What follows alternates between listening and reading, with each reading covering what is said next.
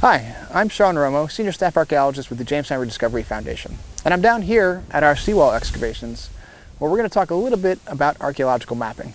Welcome to another episode of Dig Deeper.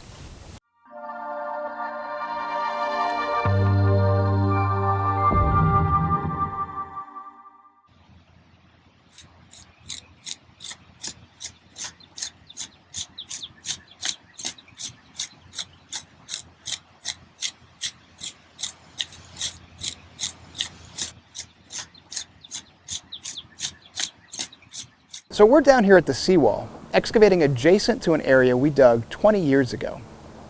Now when you're doing archaeology, mapping is very important, and making sure the map is accurate is very important, because we rarely have the full breadth of the site open all at once. In fact, we typically do small excavation areas like this piecemeal every year or so. And so we're only getting a snapshot of what's under our feet and then moving on to adjacent areas once this is already closed up.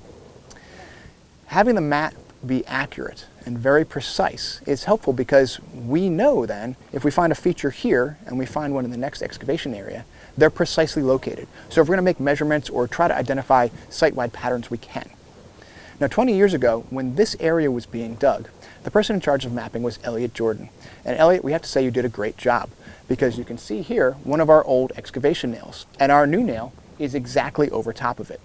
This means that the work that was done 20 years ago and all the mapping that went into it and our work today lines up exactly. So everything we find now is going to be able to be compared to the older stuff from 20 years ago without concern that the map is inaccurate. And this is a really big deal for us. So Elliot, good job. So when we're mapping in our archaeological finds, our features or sometimes artifacts we've encountered, we're usually using our surveying equipment, this total station.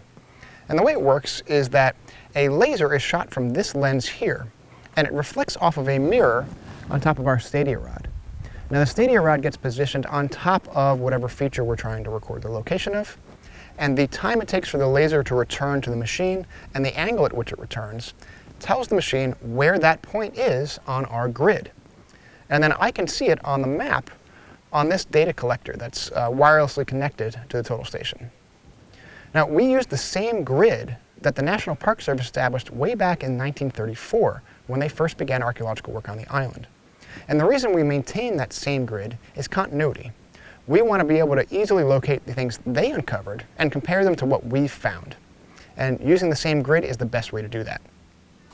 After we do our mapping in the field, the digital data that's recorded on the data collector gets imported into our computers. And from there, we put it into our Geographic Information System, or GIS system. And what that is essentially a map and a database combined. So we can see exactly where our archaeological features are on our grid and encode information about them, when they were created, when we saw them, and what we think they are.